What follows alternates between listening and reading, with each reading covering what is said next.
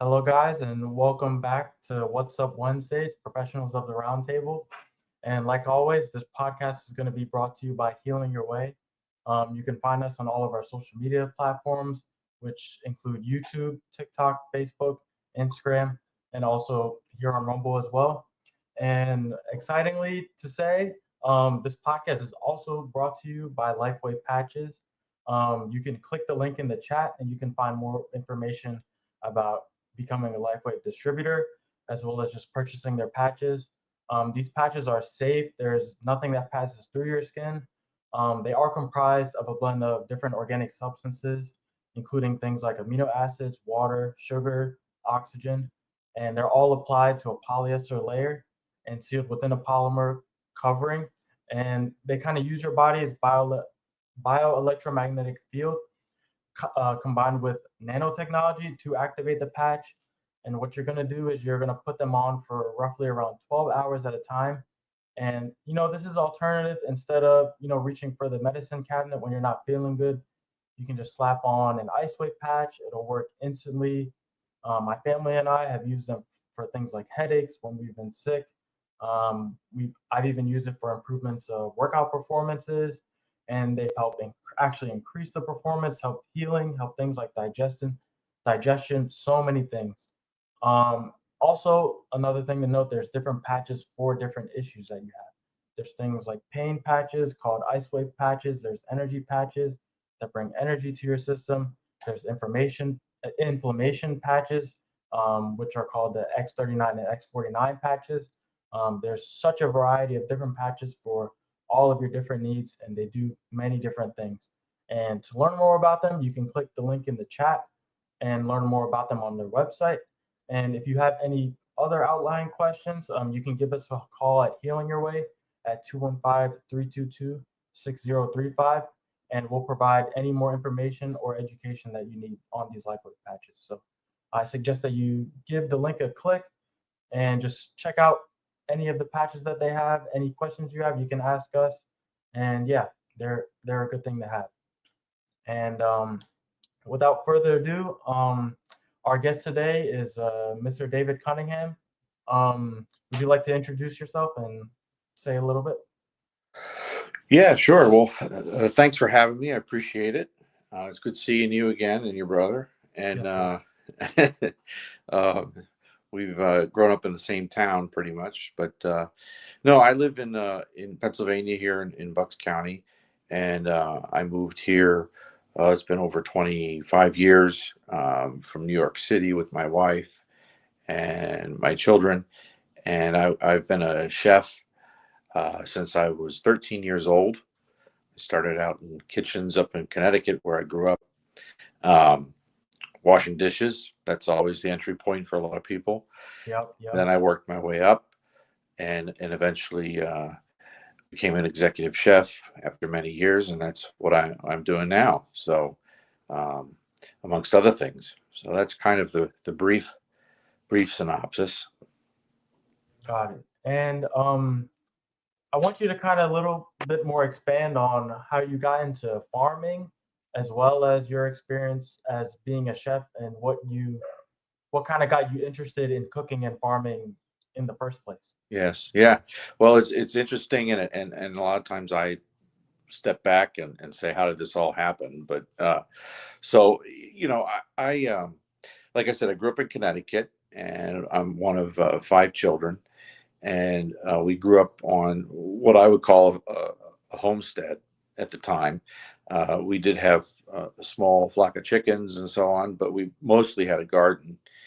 And so the garden was the focal point of our family. We would spend a lot of time, especially during harvest time, preparing the food, canning. And my mother, I can remember her having the huge pot on the stove with various vegetables and fruits. And I would go into the woods with her, and she would hold the ladder, and she'd be up on the ladder getting Concord grapes out of the trees. The vines would grow wild, and then she'd take it back and make grape juice, and we'd have that all throughout the winter. As long as it lasted, we killed it. We drank a lot of Right. it. It was very good. So that was my introduction to food and to farming, kind of simultaneously. The culinary arts side came in more later as I was a teenager and young adult. Um, like I said, I started working at a restaurant just for extra money, and eventually I really I took to it. I enjoyed it. I enjoyed putting food together, and the environment in restaurants and in kitchens is electric, and when you're a kid, it's even more so. So I kind of melded those two things, and then um, I remember I have an older sister, and she said to me, "No, if you're really serious about this, you should move to France." And I was like, "Well, that's easy for you to say, because she's was engaged to a Frenchman at the time, and was moving there to start her life with him."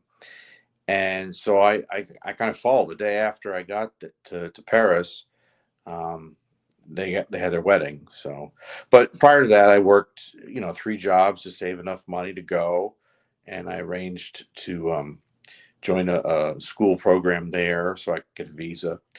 And so that was a very formative time for me in the kitchen and in life. It was my first time away from home in an extended period of time. I was in a foreign country in a different continent. I did not speak the language. I took it in high school, but I was horrible.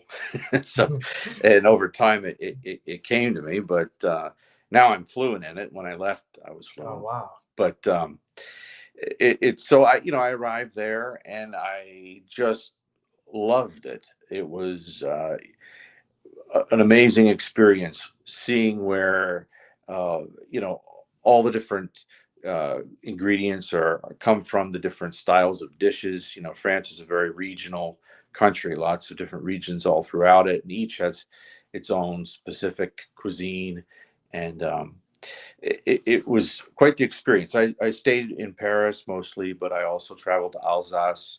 I went and lived in Brittany for a while, which is right along the coast, and I traveled extensively all throughout France and Europe. I ended up staying just about 3.5 years. So Wow. that was my introduction to restaurant cuisine at a very high level. I fortunately worked in some excellent hotels and restaurants, 3-star Michelin's, um, some of which are still around, and some great hotels. And it really gave me an up when I came back, and I landed a job in New York City. Right out of the gate, I worked at a place called Le Bernardin, which is still around. It's one of the top restaurants in the country. Um, so, in any case, I think the, what I learned most from it was the deep appreciation that the French have for uh, food and where it's grown and the whole process. They have a term what they call terroir, which you hear mostly in reference to wine growing. However, it's also in produce, vegetables, and even raising livestock. And it refers to basically knowing the exact land, the plot of land that you're on, its characteristics, and how it influences the growth of whatever it may be, if it's vines or if it's wheat or tomatoes, and knowing how the ground, the composition of it, and how it drains and so on. They really uh, take that to heart, and that's a big part of how they produce their food and grow. Um, and that is reflected in the cuisine. It gets transferred over. A lot of the restaurants are regional, and so they'll end up taking from the terroir around them and making dishes that are either traditional or not traditional. So I learned that part, and that stuck with me the whole time. And I after that I moved back to the U.S. like I said, and I worked in New York for many years in various restaurants, and that was the culinary arts part. That was where I was working my craft, working my trade, what I had learned, and I was the beneficiary of having been in France. It really set me above a lot of the other people that might have come out of just traditional schools or worked their way up. And I'm very grateful for that. It was a decision that was made that I didn't really think about. Hmm. I just kind of did it, which is what most 18-year-old, 19-year-old kids do. Yeah. And, Yeah. so, but it paid off, it was a gamble. And, I'm very grateful that I did do that. So that's kind of, and then after New York, I moved out here, because I wanted to raise a family, and, set up shop here in Pennsylvania, and where we raised our kids. And I'm still working. I'm working in corporate dining now. So I left restaurants. My last restaurant job was a place called Bookbinders in Philadelphia. It's no longer in Philly. It's in Richmond, Virginia, but the building is still there, and it was a landmark restaurant that had a lot of history to it, mostly seafood, which is what I really like to work with. And so it was a good decision to come out here. I'm happy I did it. And so I guess as I um, moved from culinary arts, and I can remember when my children were little here in our yard, it was very important to me that they understand what food is other than what they have on their plate, and where it comes from, and how it should be looks when it's so-called in the wild. Not that it's wild, but a lot of people, what we see in the stores, what we see is not the way the plant looks or the animal looks when it's alive. Yeah. So I wanted to show them that, and to have them have the experience like I did as a kid growing up, being in close connection with the land. And so I set aside a plot of ground in the backyard, and we tilled it up, and we did all this preparation, and then they decided not to do it. They lost interest. It took about 20 minutes for them, and they're like, no, this is too much Mm. work. I'm not interested. So then I said, well, I tried, but I'm going to keep going. I got this little patch of ground, so I'm going to keep going and see how it goes. And I did. And so it's been quite a journey, um, gardening and growing food and moving into and having the two work together. They're definitely not in competition with each other. And I think having a good understanding of both cooking and where food comes from and growing it can really affect how you cook in general, and how you see food and how you eat also.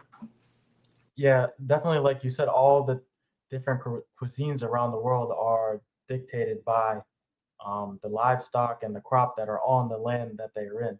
And I think what you said about really understanding the land around you and really knowing what grows, how it grows, what it's supposed to look like, not what it looks like in the supermarket when it can't come from all these different places.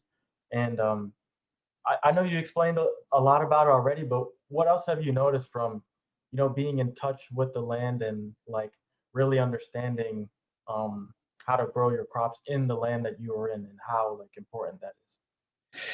Yeah, well, I feel like it's interesting you touched on different uh, cultures and food and so on. I find that there's throughout the entire world, there's only two types of food in my mind. There's good and bad. So you can have I good agree. food or you can have bad food. Yeah, yeah. Uh, so, and I think we've had both. Hmm. um, Definitely.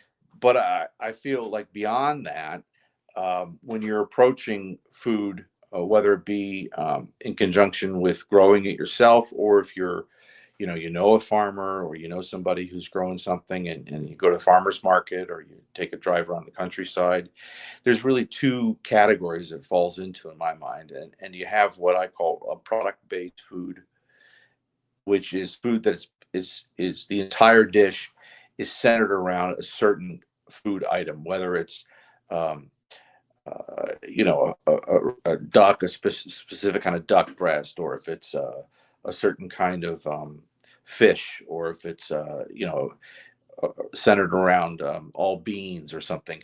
It's all about the product. And that's one thing that I learned working in France, was that they really try and take the certain food item, the product, and showcase it. That's the focal point of the dish, and they do everything to make it shine. And those kinds of dishes tend to be very simple. You don't need a whole lot. If the product itself is fantastic, top of the season and really done well, you don't need a whole lot to it. You just add some herbs, a little bit of seasoning, and make sure you're cooking it correctly and not overcooking it or undercooking it. And it's very simple. But the product is what shines. Whereas the other one is what I call process based, which is a recipe. So you have a dish. I think of something like pho, where there's a lot of different ingredients in it. And sure, you make the broth, and the broth is key, but so is the cilantro, so is the lime, so is all the other different ingredients. And that combination is what makes the dish. So it's not so much you're not going to take a wagyu beef and put that in a pho because it kind of loses its value. You're not Yeah. showcasing it. Mhm. So that approach is to me is how I kind of look at food, and it works really well with somebody like myself who does a little bit of farming on the side. So you harvest like right now I'm about ready to harvest some garlic. End of June, beginning of July is a perfect time to do it. So I can showcase garlic, do all kinds of aiolis and roasted garlic or purees and it it's focused around that and having the product and the process. You can have a wide variety of things you can do with it. It's pretty interesting based on what you're growing. But an interesting thing too is that a lot of people don't realize that food and the techniques are rooted a lot in tradition. Tradition goes a long way with preparing food. And for example, one of the things that I think about is a classic stir fry of vegetables. It's not any one vegetable. It's a variety, and it's basically whatever the family or the farm or the people in the village had at that time at their disposal. They might not have some plants as you grow them. They give you yield, but it might not be enough to can or to store. So you have a few peas, you have a little bit of cabbage. So they come together, and that's what they have. And that is key. That's something you find where both in tradition and then people who are connected with the land around them and who grow their own food and who cook and what they have at that time on their property and what they grow. And another one is potato leek soup is a great one, because potatoes you grow in mounds, and as they grow you mound them up. Well, leeks you do the same thing. Leeks you plant in the ground, and they oftentimes will do them together. They would plant the leek and the potatoes together, and then every few weeks or days or every 10 days or so you would mound more soil on top of it, and as a result you get a higher yield of potatoes, but you also get a nicer, taller, longer, whiter leek out of it. Mhm. And then they would make soup out of that. So it's understanding those traditions and those techniques, it starts to click and make sense with that approach. And I feel a lot of times we've kind of lost that in this country. We've never, I don't think we really ever had it in some instances, um, which is, it is what it is, and I guess it's room for opportunity and room for a chance to push that agenda or that idea ahead. So Yeah, definitely. Especially when you talk about we've never really had that type of thing in America, and that goes a lot to say about things as far as agriculture and how prominent it is and how not prominent it is. And just for someone sitting at home, maybe someone who's viewing this, um, do you think there is a strong benefit to, growing or your own produce or having a garden in your home? And how do you think it, because I know you've explained the ties between cooking and also growing your own produce. How much of a benefit do you think that can really have for someone trying to know how to cook for themselves, for their family, and then also trying to have a garden in their home just to get some produce for themselves? yeah, well, those are two pretty big tasks to a lot of people find that daunting, Yeah. having to cook dinner and then also having to run a garden or have a garden or grow your own food. Those are two, so-called full-time jobs. Yeah. And so reconciling the two, it does take time and effort. And I think that you you can plan it out, and it can not take over your life. For me, it's a passion, so it's taken over my life. But for most people, you don't have to do that. I find that having a small plot of land where you grow just a few items, and those items, whether it be herbs or um, peas in the spring and cabbage in the fall and squash, it'll kind of force your hand in learning how to use those products, and how to take, what do I do when I have a surplus of green cabbage? What can I do with it? And Hmm. it'll force people to think about it, because nobody wants to waste it. You Yeah. spend that time. But honestly, you can buy a container, get a container, or build them out of pallets or whatever, and spend maybe a weekend in the early spring and plant a little garden, and you can eat off of that all summer long. And Hmm. it's not, at the end of the day, it's not a huge uh, investment of time. You're not out there toiling every day after work. It's a few hours a week, and going out and picking it is also. But oftentimes when it comes fast. You start getting a lot of food.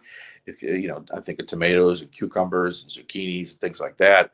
I mean, I'm sure people have neighbors that are gardeners, and suddenly they have some produce that shows up at their door at certain times of year, because, well, there's a lot of it.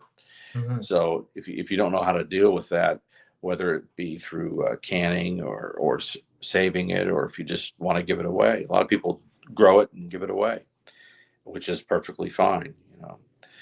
But I think too, we culturally in the United States, um, our approach to food is a little bit tainted in several ways. I think that a lot of times you hear, especially advertising, food advertising in this country is horrendous. But is they put food out there as being fuel. They equate it to, fuel up and get your morning fix and so on. And I just find it depersonalizes food.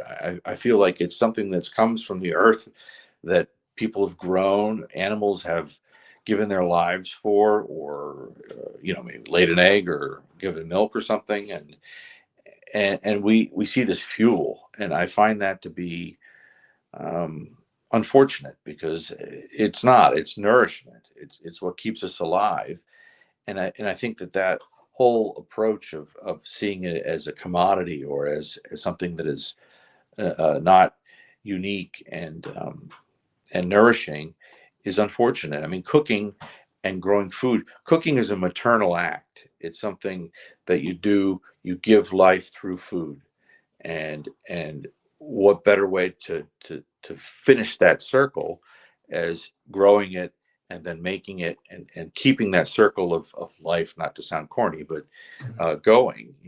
And I think there's glimmers of hope. Some people, I mean, you see it at farmers markets, you see it in a lot of different areas, but at the same time, it's it's not as strong a, an approach as I think it should be. We overconsume food in a crazy amount. Just the amount of food that we'll go to restaurants, and we judge a restaurant on how good it is by how much food we get on our plate. And I feel that again, it just kind of negates the value of food as being nourishing and bringing people together at a meal, instead of stuffing ourselves silly so we can't move and feel sick afterwards, and then we wonder why we're all overweight.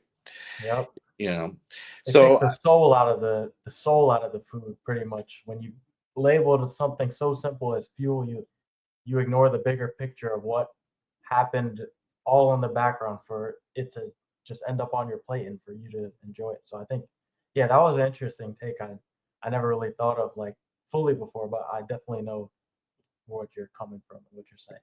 yeah, yeah, yeah, and I think too, you know a lot of discussion around cost of living and food, and people having a hard time paying for it, or and I don't want to feel or appear as though I'm insensitive, but in many respects, I think food is too cheap.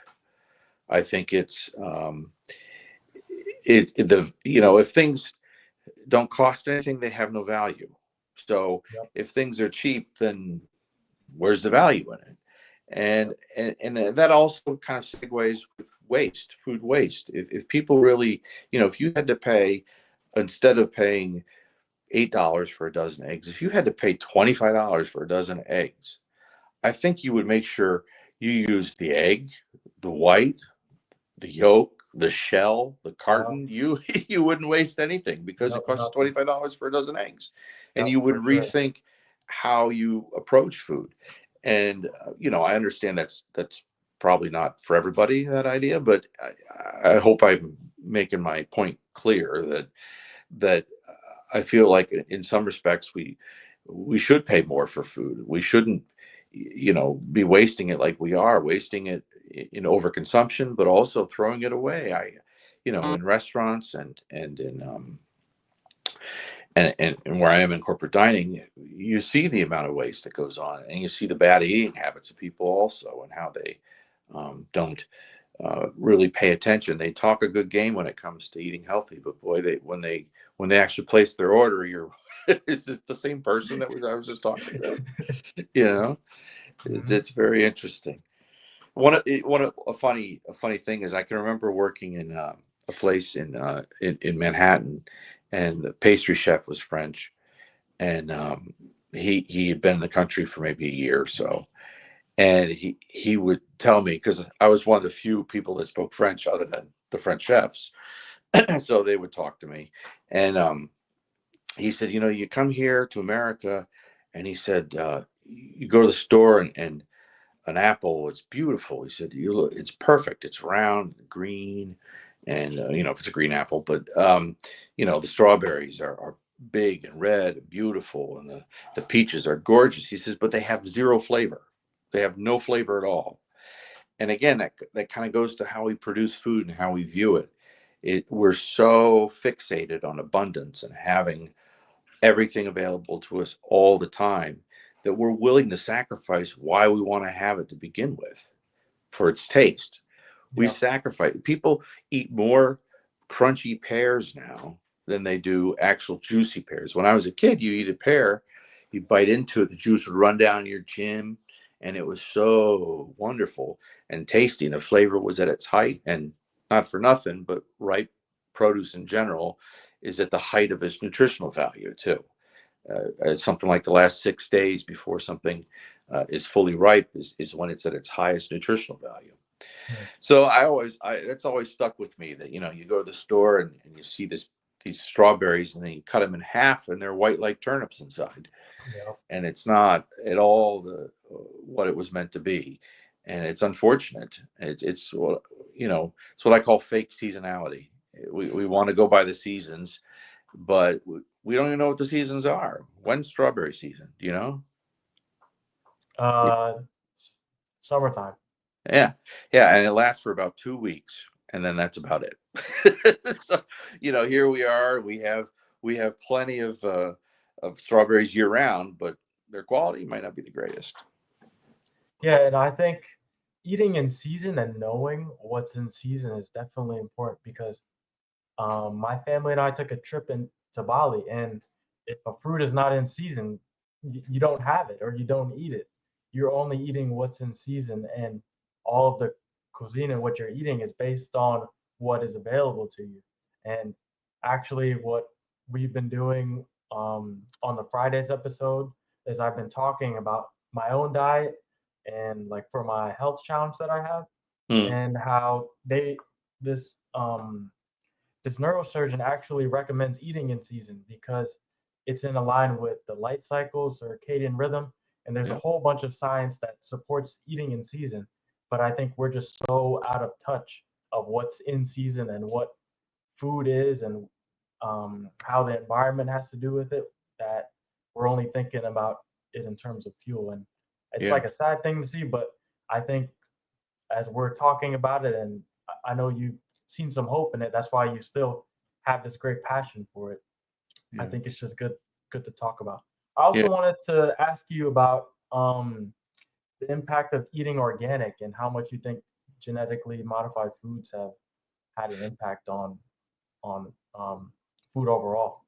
Yeah, well, I'm not necessarily a scientist, but I consider myself fairly well informed in that uh, realm, and I feel as though organic food is the right way to do things. Um, for instance, you hear a lot about hydroponics and the benefits of being indoors and controlling the nutrient dosage and being able to control the environment in which it grows. And there is maybe room for that somewhere, in my opinion. But I feel like it doesn't do service to the planet. I feel like it doesn't do service to us because the act of growing food uh, helps to create the soil web and helps to nourish the soil web and make it more um, healthier, basically. And when you're growing something in a water solution with chemicals in it, which the nutrients are, you're losing that. You're not nourishing the soil. You're not nourishing the earth, the air around you. You're keeping it contained. And a lot of that has to do with people who are squeamish about little holes in their lettuce or if there might be a bug somewhere. And you know, there's foods that are imperfect but are delicious. And there's nothing like this morning or this evening. I went out to the garden. I picked some arugula, and there were little holes in it from Hmm. insects.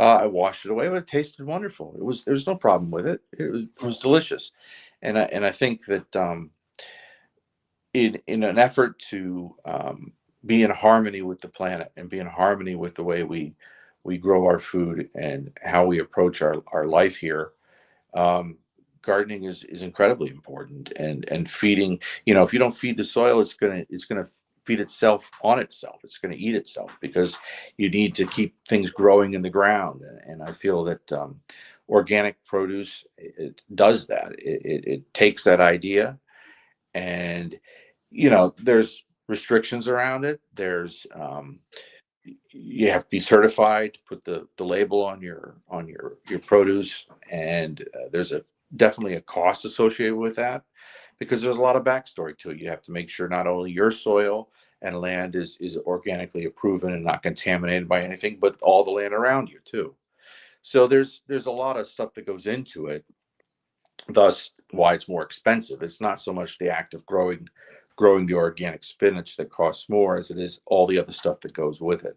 Hmm. So I also give a lot of credence to farmers that say, listen, I grow using organic practices. It just means they don't have the certification, but it doesn't mean what they're growing is not wholesome and good and raised properly and does right by the land and for us. So I think organic has a huge place in what's going on. And I think but also how we approach that. A lot of times organic is ugly. It's not beautiful. You're not going to get a perfect carrot that's long and tapered at the end and beautiful. You're going to get one that's all squiggly, and but it's organic and it's good for you. And therein lies the challenge. What are you going to do with something like that? Hmm. You can't make a carrot stick out of it because it won't be a stick. It'll be a crinkled or something. So you have to think of ways of doing that, and then that brings you back to tradition, where tradition is basically says, okay, um, if you want to have, there's a little pop up there, sorry, if you have a batch of carrots that are imperfect, so what do? You make a puree out of them and you serve it, or you make a soup out of it, and so we don't we everything has to be perfect so we have this vision in our mind of what we want to do, and so we look for that as opposed to dictate the other way. This is the reality. This is the product I have. What can I do with that? Instead of I want to make this. Where's the product for it? So I find that organic presents some challenges for people who like to have perfect looking food. Uh, but I think it's vital for the future of our industry. Uh, there's places in the United States that for instance, beans. A lot of times up in Canada, way up north, they have winter tundra lands up there that are perfect for growing lentils. It's dry and windy and flat, and so. But what they'll do is they'll plant a crop of lentils for early spring harvest, and to speed the process up, they'll so they can get another crop in the ground. Believe it or not, they hit the crop with Roundup. So the Mhm. Roundup goes through, and it has a drying process, or an effect on the food, so that they can harvest the lentils quicker, pull them up, and then put a new batch of lentils in the ground, so they get two crops out of it. And we do that with beans, we do that with wheat, and I can't help but think that there's a connection there between a lot of the gluten allergies and things like that we have going around. Which, when I started out, you know, let's see, I've been doing this for 40 years now. When I started out, let's say 20 years ago, even, it was not a thing. No one, Yeah. no, no one heard about it. It was, no one would come into a restaurant and say, "I have a gluten allergy. What do you have on the menu?" Now that's all you hear. That's all Hmm. you hear is that, and it's changed. It's really morphed people's um, idea and vision of what mealtime is.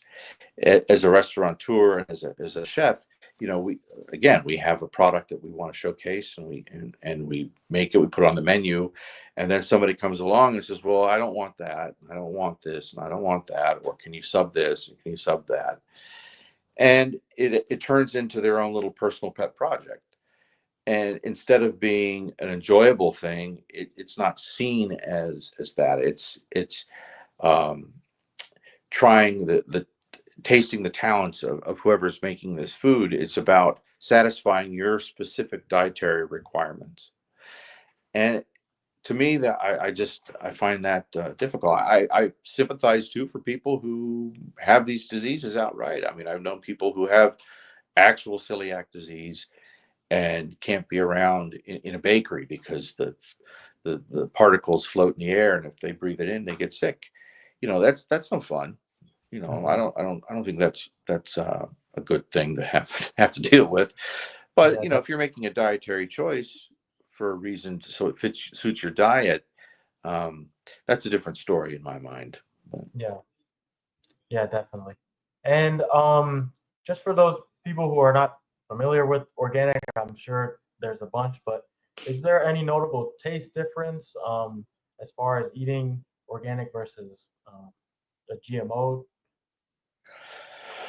yeah, I would say there is. Yeah, I would on certain products. You don't see a ton of organic grains out there anymore. You do see some. There's a place called Castle Valley out in central Pennsylvania that does a lot of rye and hard and different. There's different kinds of wheats that you can grow, farro, wheat berries, things along those lines. And I do think that it's not just a taste difference as it is a quality and an ease of use. If products are organic, they tend to cook a little bit quicker. I find the beans, you don't have to soak them as long; they cook a quick.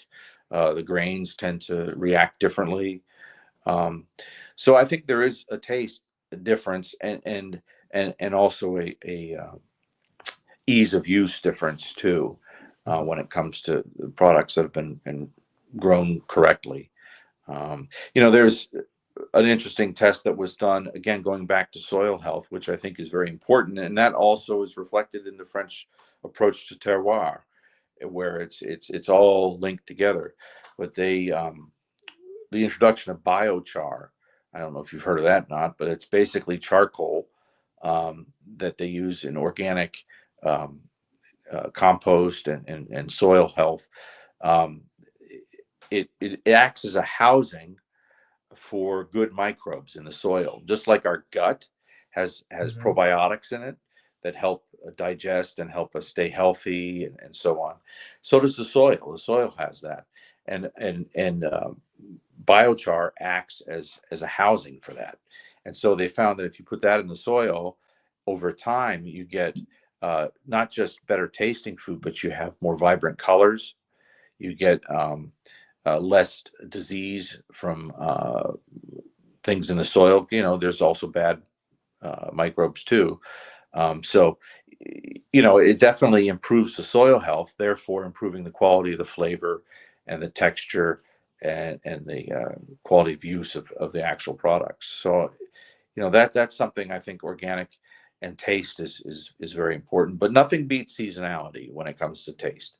Having a tomato in December is not going to be the same experience as having a tomato in July, August, and even September. It's just biochar, no biochar. A tomato in season, any product in season, hands down, is the best thing going. And do you eat like that personally? Do you eat in season, as far as like what you're getting from your garden or maybe getting from the grocery store or things like that? Do you try to eat what is in season to the land around you? I do, and it's funny because again, when you put the two, being a chef and growing food, your own food together, you see that the seasons can be extended, and there are certain crops that do better in certain climates at certain times of year.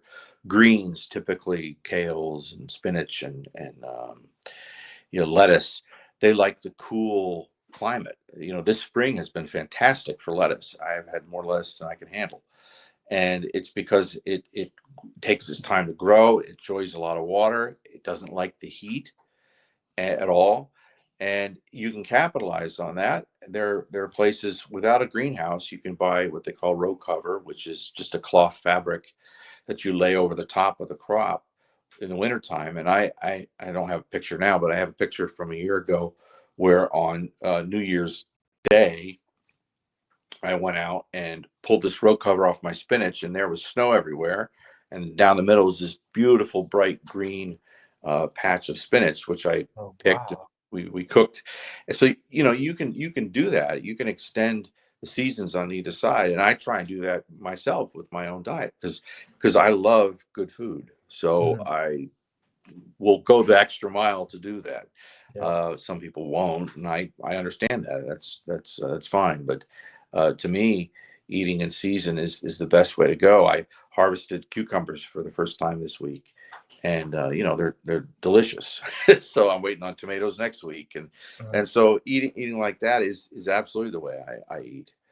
And it's interesting because if you were there's a again, going back to tradition and growing food, um, you find that a lot of cultures wouldn't really talk about food so much. They'd have it enough stored up in their property or their homes to get them into early spring, February, and so on. But there's an actual um, section called the hunger gap or the hungry gap. You hear that, and it's basically a time of year in early spring when the food has been exhausted. I'm speaking traditionally. Now we don't have that problem because we get food from everywhere. But Yeah. historically, um, there would be this gap where all the food had been eaten from fall and the harvest in fall, and spring was coming and there was stuff growing, but there wasn't enough to start eating it. And it's interesting how holidays like Lent coincide with that time where you're not supposed to eat meat and you're supposed to fast and diet and that whole thing. Well, it's because food was scarce at that time. There was this gap when it was just the climate, it didn't produce it.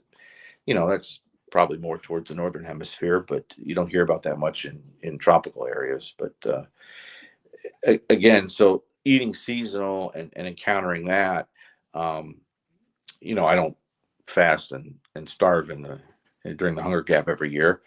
But I do find myself in the winter gravitating toward foods like grains and I love oatmeal, so we'll eat that. And I don't go to the store looking for the best tomato in December. I'll eat what I have, and I can and freeze, and I'll try and do that over the winter too, and Mhm. use that food up. Got it. And we have a question from the chat. This one person says they have a veggie garden, but they're trying to understand how to have enough um, for their entire family. And how do you know? They're asking, how do you know how to plant enough for your family? Yeah. Well, that's a hard problem. There's a lot of factors that come into play here. Uh, besides choosing the correct quantity, um, and that would be based mainly on the size of the plot of land that you have. I have I have a half acre here, and I grow on probably maybe an eighth of that.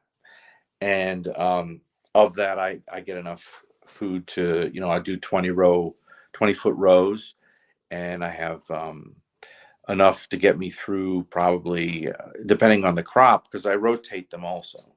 So again, like I said, in the springtime, cooler crops, lettuces, greens, things like that. So that'll give you several pickings, and you can get weeks, if not months, out of one crop of that if you're harvesting it regularly.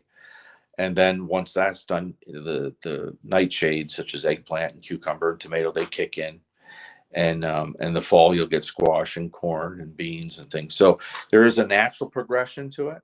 So if you follow those natural progressions, and time it as best you can, you should be able to get enough. I mean, I don't know how large a family we're talking about, but we're a family of 4 here, and I get enough to get through a couple weeks.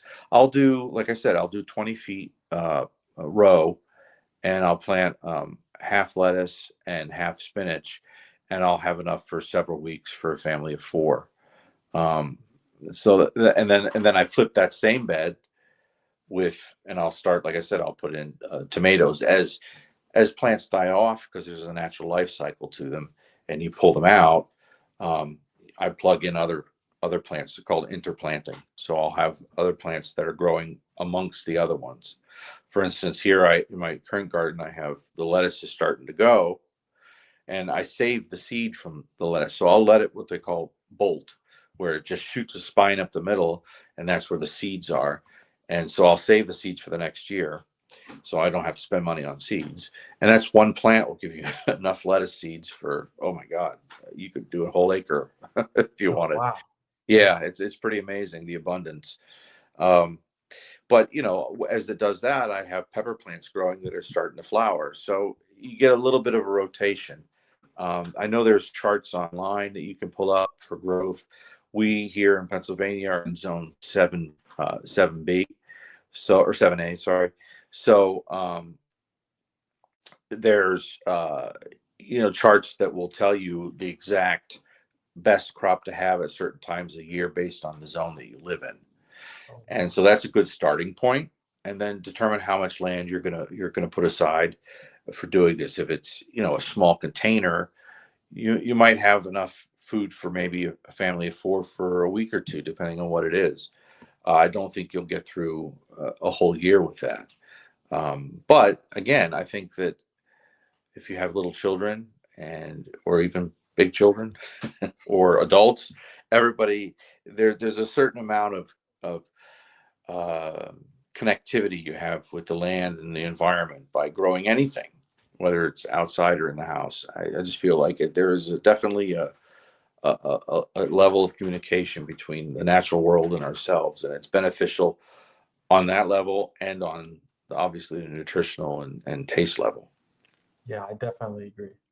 And we have another question from the chat that says, in your experience, I think we kind of talked about this a bit, but in your experience, do Americans eat with a different mindset and more unnatural mindset, or is this a worldwide issue that's kind of going on right now? Um, no, I think America, we've had this dark age of that, where I would say from like the post World War II until maybe the 2000s, has been this time when it was just, producing food crazy. It wasn't a super important thought in people's minds. I think things are changing now. I do think that people are becoming more aware of food. The pandemic caused a lot of that, because we had shortages and we had price shocks, and people were, made it was forced on them. They didn't really have a choice. Hmm. We, I think, did better in this country than some other countries. But I think we learned, and things are changing. I think the time is ripe for people to start gardening, and to really start to make that a part of their lives. I don't think it's so much of an issue in other countries. I think that a lot of other countries a little bit smaller than the United States. Not everyone, but some of them are. And so regionality plays a big part in it. Um, but our treatment of food is uh, not the best when it comes to how we produce it. I feel that, World War II was interesting because we had a huge industrial base that produced massive amounts of whatever was needed at that time. And then after the war ended, we still had that industrial base. We didn't know what to do with it. So we machined it, retooled it to agriculture. And we came out with all kinds of huge machinery that could plant immense amounts of food. And it became mechanized. And so therefore we lost the connection again. And I think that that's very specific to us in the United States. I don't see that in European countries and Asian countries as much. Mhm. Sure, they have equipment, Yeah. but I don't think that they're totally disconnected from it. I think there's still a connection from it Yeah, or to definitely. it. And we've even seen this in, I'm going to refer to our family trip in Bali. They were planting the rice by hand in these perfect rows, and it's on these rice terraces. It's so interesting that all these different countries, like you're saying, these smaller countries, are still doing things by hand, even. And Yeah, um, even if they do have machinery, it's not on the scale as that's even close to the United States, because they're doing so much at a time compared to how much all these other countries are producing, which is yeah, just shows the insanity of it, or and yeah. really But shows how we've lost the touch as well. yeah, and we don't do justice to the land itself. I mean, if you look at the middle of the United States, my parents are from Kansas City, and so my they I grew up in Connecticut, but they grew up in Kansas City, Missouri, and they have a lot of very fond memories of agriculture. I mean, out there it's the wheat belt and so on. It's the best agricultural land in the world. I mean, it's huge, incredibly fertile, and the amount of soil was it was prairies with tall grasses before. Over thousands of years built up a soil that was unmatched anywhere else in the world. And what we've managed to do on an industrial scale is diminish the quality of that and turn it to dust and turn it to where now we load it with chemicals that get washed into the rivers and out to sea. And it because we've drained it of its nutritional value and the potency. We don't compost. We remove organic matter, which is again like biochar, and organic matter in soil is very important because it's the housing for the microbes and the fungi that create a living soil that give you nutrition that communes with the plants. It's amazing. There's an interesting show on Netflix that was Fabulous Fungi, and there's a segment in it where it shows the connectiveness underground of the interaction between plants or trees and fungi and bacteria, and how it's such a symbiotic relationship. And when you take a combine and you till the soil every single season, if not twice a year, it just rips that up and makes it dead.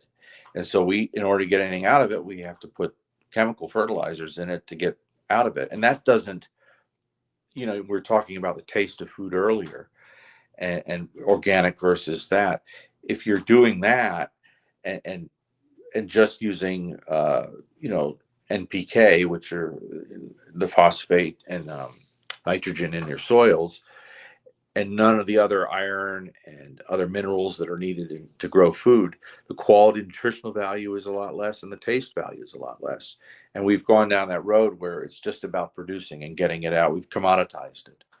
And I think gardening is the last bastion of hope for us because there's not a lot of people that are going to garden wheat in their yard, but there are people that will grow tomatoes and beans and other vegetables and fruit trees for that matter that can kind of counter that.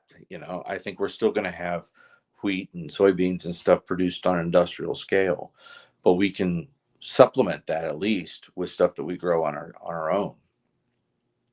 And I have one question that kind of ties into this. I know you talked about the chemicals and tracing into the rivers leading into the oceans. Has that affected seafood as all? I know you're now more involved in with seafood and things like that. Has that impacted that in any way? And then an add-on question is, how do you feel about farmed fish as well compared to wild caught? Well, my understanding of farmed fish is a lot of times the habitat is heavily controlled. It might be in open ocean, but there's pens and things that they use to contain it. So it's whenever you're farming something, you're containing it and you're trying to control the environment in which it grows so that you can get products out of it. Now, there's great ways to do that, like organic, where you're really thinking about the soil and the environment at the same time, in addition to the food. And unfortunately, I think fish is the equation of pounds of food produced per nutrients and per fish is the winning equation. So it's not so much on quality. They have made strides. I mean, I can remember when they first introduced striped bass, farmed striped bass. They were growing it in ponds inland, and so it was tasted like mud. It was and striped bass. If anybody's a fisherman and they get striped bass off the shore, it's one of the best eating clean fishes out there. I mean, it's a beautiful, semi-firm, white fleshed fish that's wonderful to eat. And these were coming out, it was like eating mud pops. So it's I think they've advanced through that, but it, it's still not what it was, and they're still growing in ponds. So whether that helps the environment, I think it's still out for debate. As far as a lot of these fish are growing in filthy conditions that they would not encounter elsewhere in nature. And their habits, their natural cycle of their lives has also been disrupted. They're not spawning when they usually would. Salmon, they clip the fins on one of them, so it goes in circles. So we're definitely manipulating it to get what we want. And again, that goes back to the cost of food in my mind. In order to keep food down to where it's affordable for everyone, we go to extra levels to produce extra. So it's supply and demand. Mhm. I think if people, I guess one of the questions is, would people really appreciate the difference between something that might cost 25 to $50 a pound as opposed to something that's $12 to $18 a pound, and one is raised naturally organic, and would they appreciate that over the other one? I think the answer is yes. A certain segment would. Otherwise, we wouldn't have organic farming. So I Yeah. think the same applies to farming and raising of seafood and fish. But we've done a lot of damage to our environment and our coastal fisheries, and I think as a country we're one of the better ones for regulating that and keeping the fish, not fishing them out as best. We have a lot of rules and regulations for that. Um, that's hard if you're a fisherman because you have to know all that. So there's definitely a lot of pushback on that. But then the other extreme is something like you see where a lot of uh, fishing boats are out there and they go off into the Antarctic and they just are chopping off parts of fish just for that part, shark fins and whatnot, just so they can have that, and they're throwing the rest back in the ocean. So I think it's pretty well established that we're not very friendly towards our environment when it Mhm. comes to that. Yeah, Uh, definitely. and but I don't think that that's a reason to stop trying. I think we need to keep pushing, keep trying, doing our part as people, as individuals, and society to keep to help out our environment and to make sure that we can have wonderful food for the future. Of course, of course. And I think we had a good conversation so far. We almost reached the hour mark, but just closing. One person from the chat wanted to know if you teach vegetable gardening and these things, and where they can find you and learn more about you. Yeah, so I'm actually going to be launching a website in the next couple of weeks. I've started a company called VIP Gardens, and so this company partners with corporations, because in corporate dining, I've seen, um, I've worked for big pharmaceutical companies and all in the tri-state area, and you drive to work every day and you pull into the campus, and it's just these huge, expansive lawns, that you see landscapers mowing every day back and forth. And I thought, why not turn that to a vegetable patch and then offer that towards your workers there? They could even come in and help out if they wanted, or you could run it. And there's a ton of benefits for that, both for employee benefits, health, team building, you name it. There's just an immense amount of opportunity there. So I have a website coming out. The company's called VIP Gardens, and I'm hoping to launch that in a couple of weeks.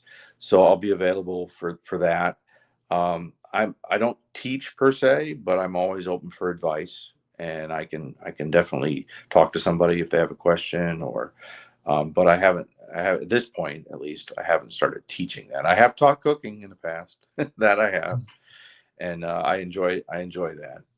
I taught, one of the most satisfying, and I guess I'll make it quick, but I taught in a New Jersey state prison for young women who were minor infractions, not hardened criminals, but that were doing time. Mhm. And the idea was to teach them sanitation so they could get certified, and then also some basics of cooking. And it was very challenging because you couldn't have knives in the kitchen, so you couldn't teach knife skills. You couldn't have open flame. So we Oh, did a lot of wow. baking, Oh, But the beauty of it was that they truly appreciated it. And these girls had rough lives and had taken a path that was not great for them, but I personally saw a lot of happiness and joy in them, and it made me feel good too. So I do enjoy teaching, that's for sure. yeah, there's so much beauty in cooking, and the fact that you can reach somebody just through the skills you've learned and just through tradition just Yeah. goes to say so much about food and in general, and how it's more than just fuel, like we've been talking throughout this whole podcast. Yeah, absolutely. Yeah. Absolutely. And yeah, I think any more closing thoughts that you have, or any other comments? Um, no, I would encourage people to garden. I think that and to cook. I think you hear a lot about meal prep and people doing meal prep for the week. Um, I think a garden kind of forces you to do a daily meal prep, because as it produces, once it kicks in, you have to. Otherwise, it's going to go to waste. Yeah. But Mhm. so it forces you to think about what you're having for dinner that night, and that's not such a bad thing. During the season, it can be a lot of fun, and even off season. Like I said, it was a real occasion to have fresh green spinach on January 1st, from the garden. And so I encourage people to get out and garden, even if it's small. Start indoors if you want. Start, a small raised bed patch, um, and give it a shot. There's definitely a lot of happiness and good things to be taken out of that. So Yeah, definitely. And yeah, I'm definitely super excited for the launch of your website, and hopefully all the other viewers are as well. And we're gonna keep you guys updated on that, whenever it's gonna be launching in the next couple of weeks or so. Can you just remind me the name? VIP yeah, Gardens. VIP Gardens. Yep. VIP Gardens. Yep. Yep. So stay tuned for that, and you guys will learn more about that in the coming weeks. And I just want to say thank you, Mr. Cunningham, for joining us on this episode.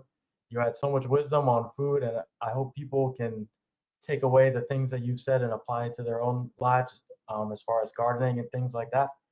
And yeah, thank you guys for joining us on today's episode of What's Up Wednesdays, Professionals of the Roundtable. And I hope you guys like, subscribe, and share this podcast so we can be seen and provide the best content as possible for you guys. And yeah, thank you guys so much for joining us. We'll see you next week. All right. Thank you.